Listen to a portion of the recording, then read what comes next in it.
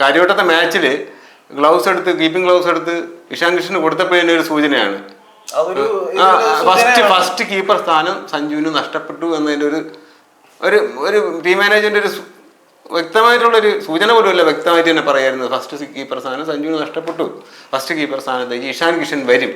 അതിന് 218 റൺസാണ് ഇഷാൻ ഈ പരമ്പരയിൽ അടിച്ചത്. ഒരു 15 സെഞ്ചുറി അടിച്ചു. 4 മാച്ചിലാണ് ഇഷാന് അവസരം കിട്ടിയത്. ഇഷാൻ അവസരം കൃത്യമായി വിനിയോഗിച്ചു. അങ്ങനെയാണ് കളിക്കേണ്ടത്. ഒരു ഇന്നിങ്സ്, ഒരു പരമ്പര കളിക്കേണ്ടത് അങ്ങനെയാണ്. ഇത്ര നല്ല നിർണായകമായ ഘട്ടം അത് അങ്ങനെ യൂട്ടിലൈസ് ചെയ്യേണ്ടത് എങ്ങനെയാണ് ഇഷാൻ കിഷൻ കറക്റ്റ് കാണിച്ചു. അത് ശരി തന്നെയാണ്. സഞ്ജുവിന് അവിടെ തെറ്റുപറ്റിയത്. പിന്നെ ഇഷാൻ കിഷനേക്കാളും മികച്ചൊരു വിക്കറ്റ് കീപ്പറാണ് സഞ്ജു. ഇഷാൻ കിഷൻ അത്ര നല്ല കീപ്പർ അല്ല. അപ്പം നമുക്ക് സഞ്ജുവിനെ തന്നെ, ഇഷാൻ കിഷന്റെ ഭാഗത്തിന് പിഴവുകൾക്ക് സാധ്യതയുണ്ട് വിക്കറ്റിന് പിന്നിൽ. അപ്പം ഇഷാന് പോലെ സഞ്ജുവിനെ തന്നെ ഉപയോഗിക്കാം.